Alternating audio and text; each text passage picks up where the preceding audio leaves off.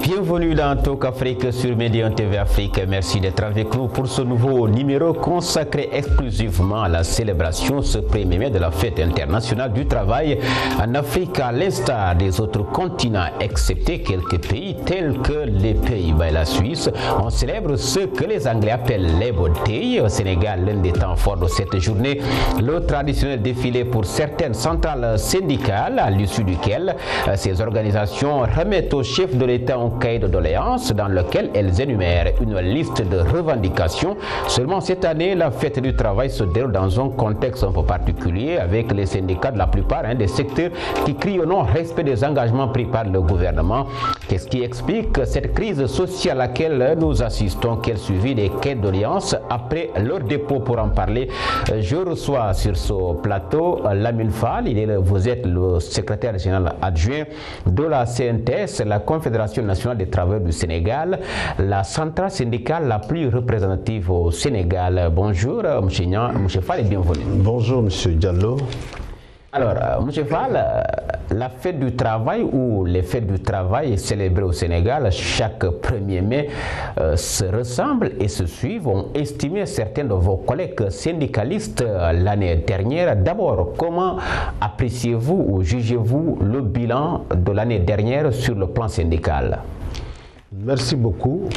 Comme vous l'avez dit, cette année, la coalition des centrales syndicales, composée de la CNTS, Central Leader, mais aussi de l'UNSAS, de la CSA, de la CNTS-FC et de l'UDTS, commémore à l'instar de tous les syndicats, en tout cas au plan mondial, la fête du travail.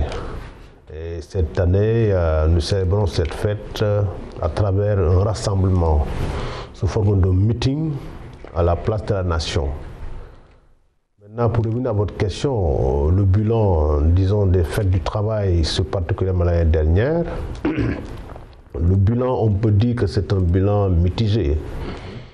Du point de vue de la revendication déposée, les questions reviennent. Et particulièrement certains accords dans le secteur public qui ne sont pas respectés. Comme vous le savez, l'éducation, le secteur de l'éducation et de la formation a été en ébullition pendant tous ces derniers mois. Mais sur les revendications, on y reviendra. D'abord sur la démarche ou l'unification du mouvement syndical en tant que tel. Si on doit tirer un bilan de l'année écoulée ou du 1er mai dernier. Sur l'unification, je pense que ce qu'il faut retenir, et particulièrement s'en féliciter, c'est que les dernières élections de 2017 nous ont permis en tout cas d'avoir des centrales représentatives. Et le seuil a été bien précisé dans l'arrêté organisant ces élections. Et aujourd'hui, donc, on s'est retrouvé à 4 centrales représentatives. Et ces 4 centrales étaient déjà dans une même coalition, parce qu'elle était dans la coalition des centrales affiliées à la CSI Afrique et la CSI mondiale. Et donc ces 4 centrales sont revenues premières, donc en réalisant chacune plus de 10%.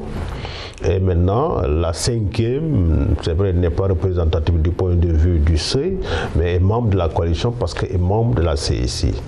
Et ceci nous a permis en tout cas d'avoir un pool de syndicats, un regroupement qui aujourd'hui capitalise plus de 80% du suffrage. Et donc je pense que ces centrales sont leaders de fait et aussi sont leaders dans la démarche. Donc nous appelons évidemment tout le monde à rejoindre cette coalition, c'est vrai, mais certainement il y a toujours des problèmes qui font qu'il y a d'autres qui n'ont pas rejoint. Mais ce qu'il faut surtout retenir, du point de vue de la rationalisation du dialogue social et donc de l'unification du mouvement, il y a un grand pôle de 5 centrales, la plus représentative et qui constitue plus de 86% même, pour être plus exact, des suffrages. Alors, revenons à la célébration de la fête du travail de cette année. Elle est célébrée, comme annoncé tantôt, dans un contexte où le Front social est en ébullition. Qu'est-ce qui explique, selon vous, cette tension sociale qui perdure encore, notamment au Sénégal. Bon, il faut reconnaître que en fait les partenaires sociaux, particulièrement l'État, n'a pas joué le jeu correctement ces 2 dernières années. Parce que l'année dernière, si vous vous rappelez, il n'y a pas eu... Le jeu, c'est respecter ses engagements, fondamentalement. Parce que dans le secteur de l'éducation, on a signé un protocole en 2014. En 2016, il y a eu quelques difficultés. Mais l'État avait fait des efforts qui ont amené les syndicats en 2017 à ne rien faire.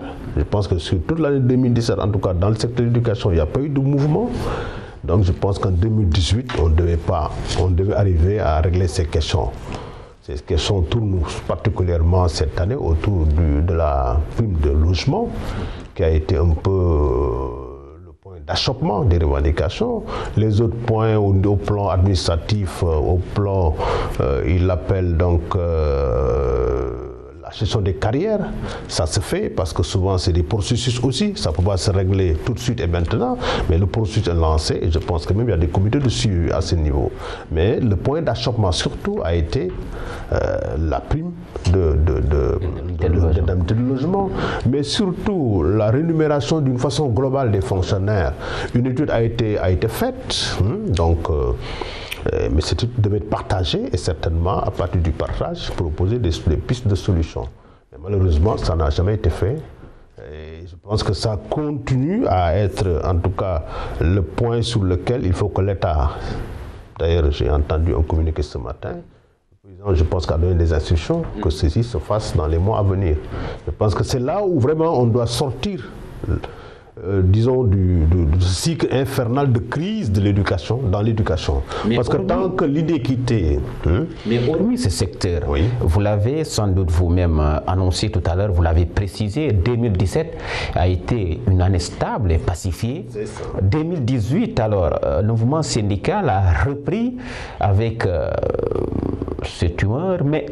Est-ce que ce n'est pas l'année préélectorale qui explique d'une part cette démarche du mouvement syndical au Sénégal? Bon, je ne saurais l'interpréter comme ça. C'est vrai qu'il y a certains politiques qui le disent, qu'il y a un peu de surenchère. Nous allons vers une année électorale, certainement les gens veulent coûte que coûte, en tout cas, disons, amener l'État à réagir sur certaines revendications, surtout à connotation, à incidence financière. Ça peut être vrai, mais en tout cas, nous, ce que nous pouvons retenir, c'est que si sur 2017, les gens avaient compris les messages, parce qu'en fait, au-delà de 2017, les gens, avant d'aller en grève, déposent un préavis. Et le préavis doit servir à interpeller le partenaire pour lui dire qu'en tout cas, sur certaines choses, vous n'avez pas joué le jeu. Donc moi, si rien n'est fait, à telle date, je vais en grève. Et malheureusement, les gens déposent des préavis, les préavis arrivent à expiration, on déclenche des grèves et personne ne bouge. C'est ça aussi les difficultés que nous avons avec l'État.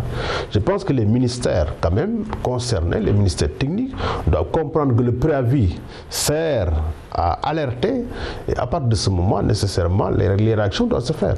Moi, je signe des accords. Peut-être qu'à un moment donné, j'ai eu des difficultés pour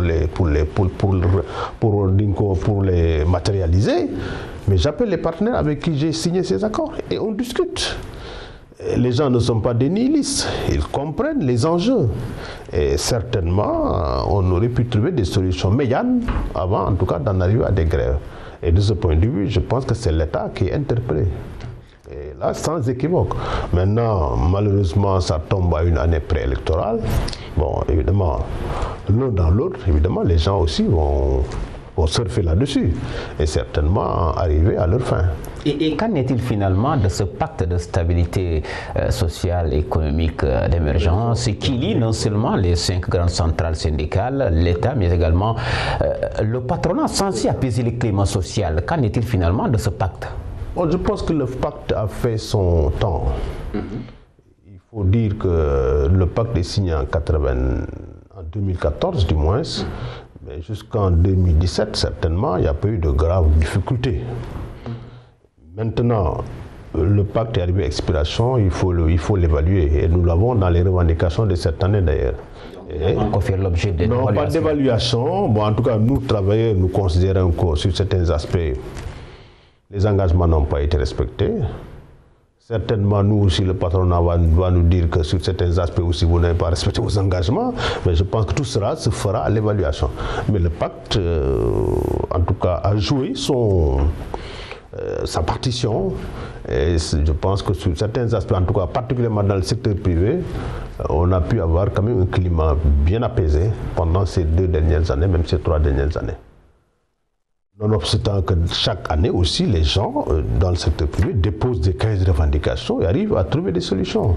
Parce que nous considérons que l'entreprise, enfin la revendication, elle est permanente. Tant que l'entreprise tourne, il y aura des revendications. Même sur le secteur de l'éducation.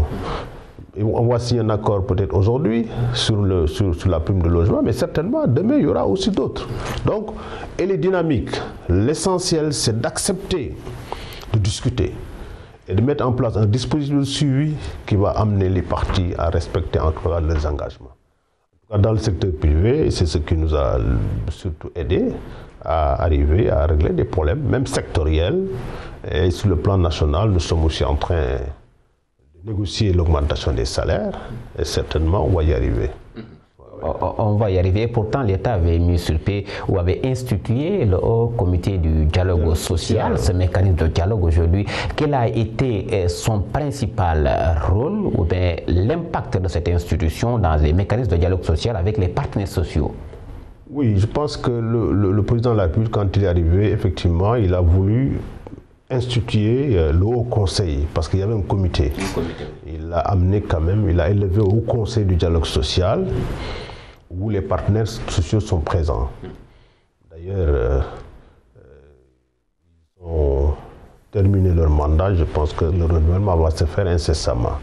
Mais ce Haut Conseil aussi a joué sa partition. Même sur la crise de l'éducation, le Haut Conseil a été au centre des négociations. Seulement, le Haut Conseil ne négocie pas. Le Haut Conseil joue le rôle de facilitation seulement. Donc, fait que les parties se rapprochent et discutent.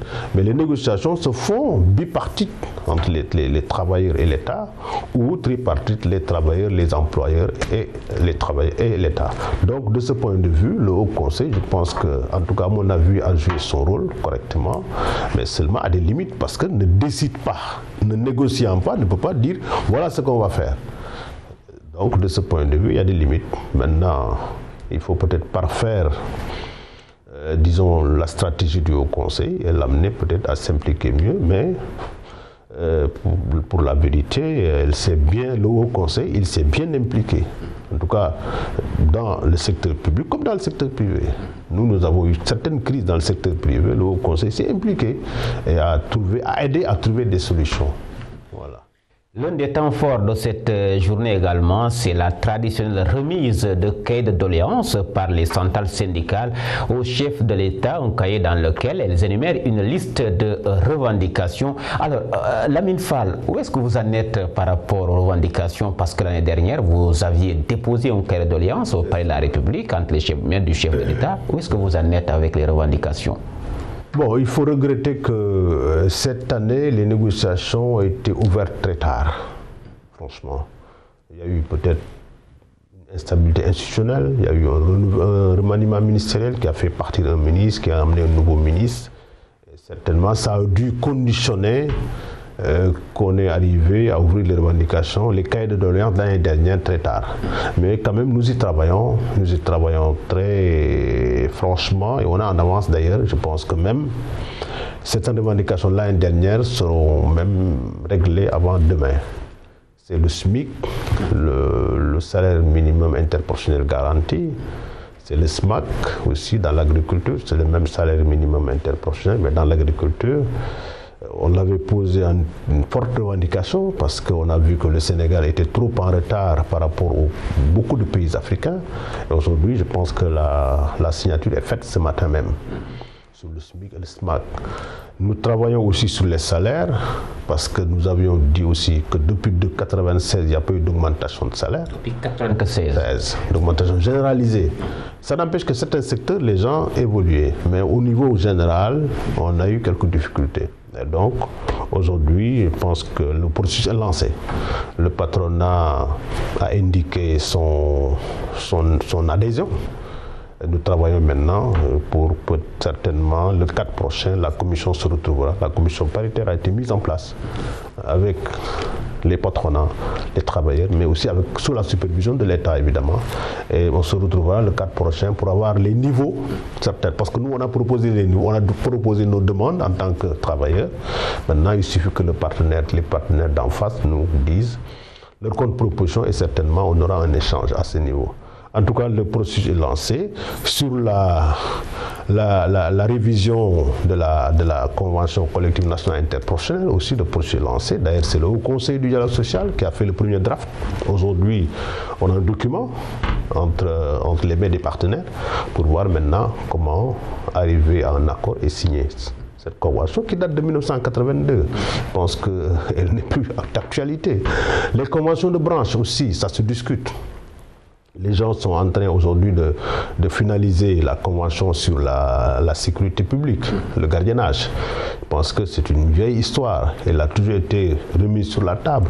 Mais aujourd'hui, les négociations sont déjà entamées et je pense que sur le court terme, ils vont arriver à un accord.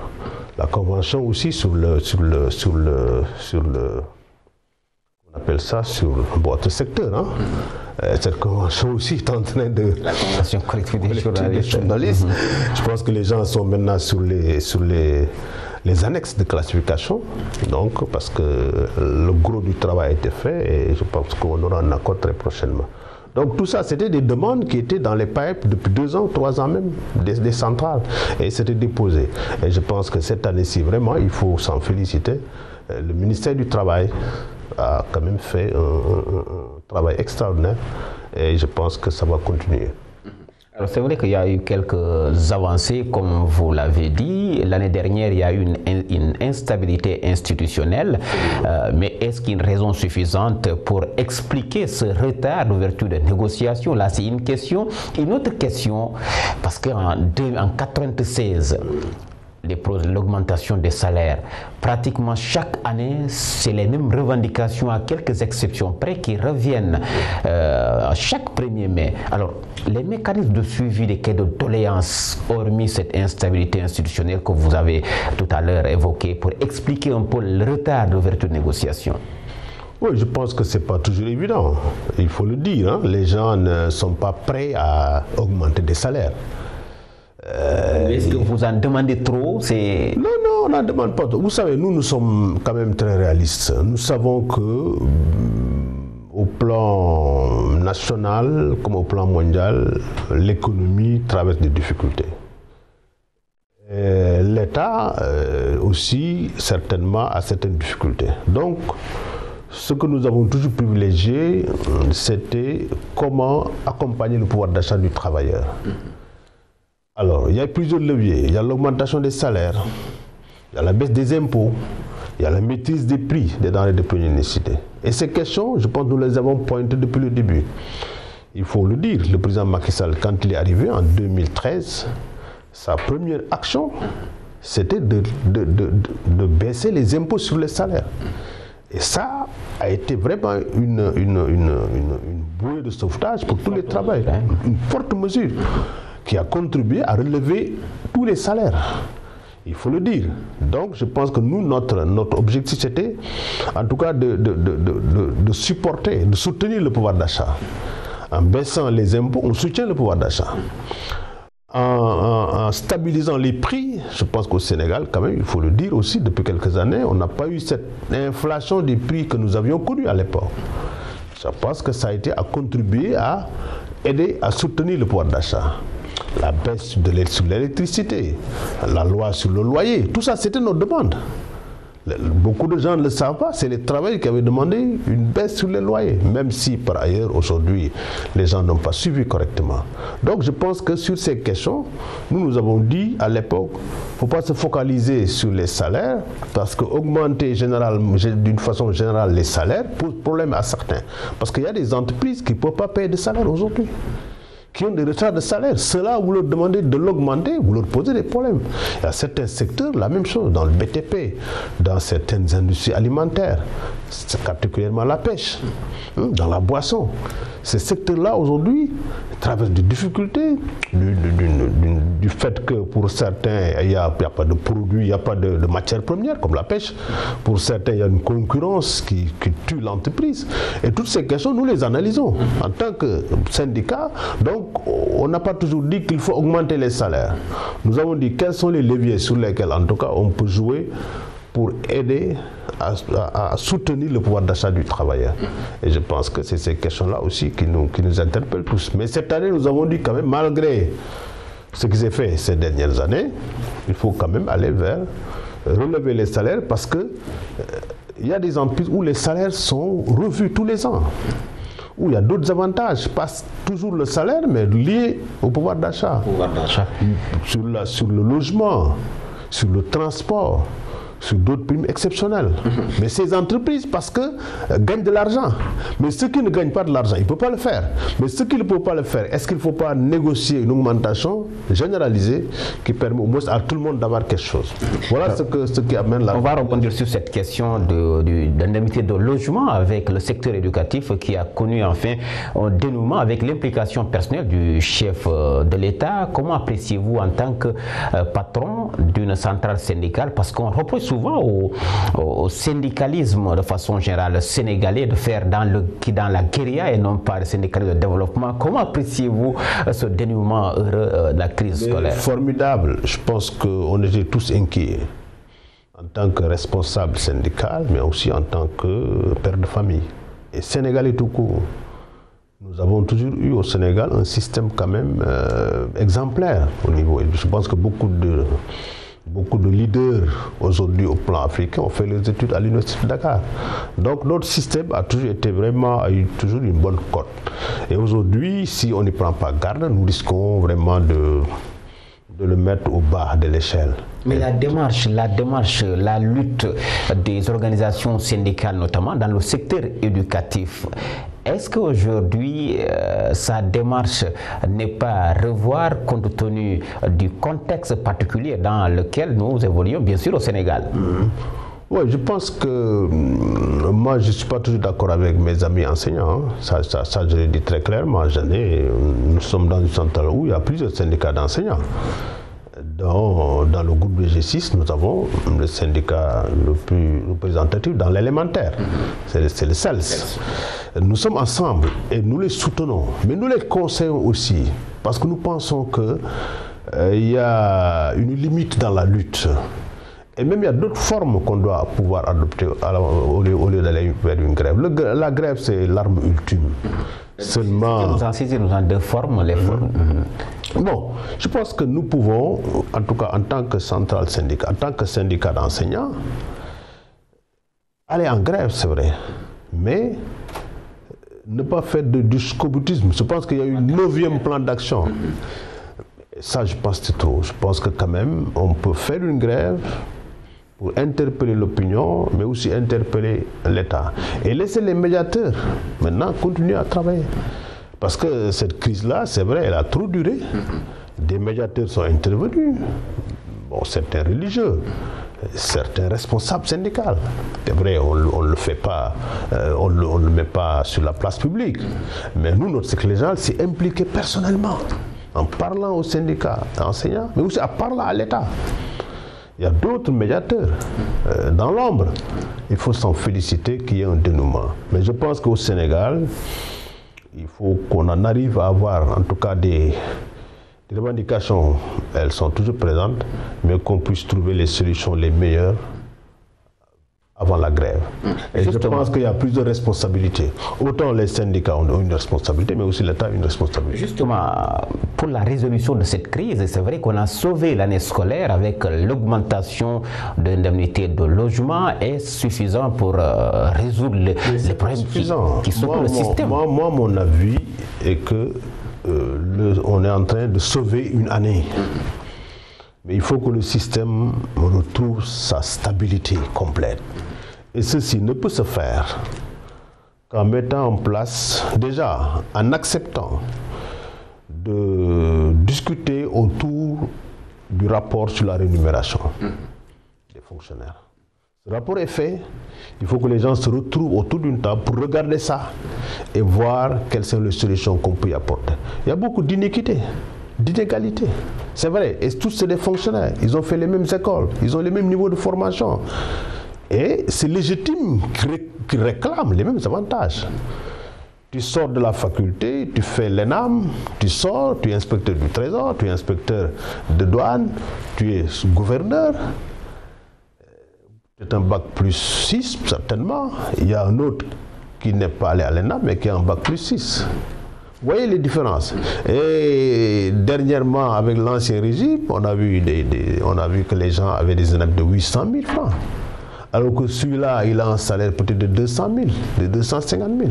Donc ça pose des problèmes. Donc il faudrait que l'État accepte de s'asseoir autour d'une table avec les partenaires et de regarder objectivement, on n'a pas dit de baisser, mais voir en tout cas ce qui peut se faire en termes d'équité. Et certainement de s'en sortir. Mais tant que cela n'est pas fait, demain on aura les mêmes difficultés.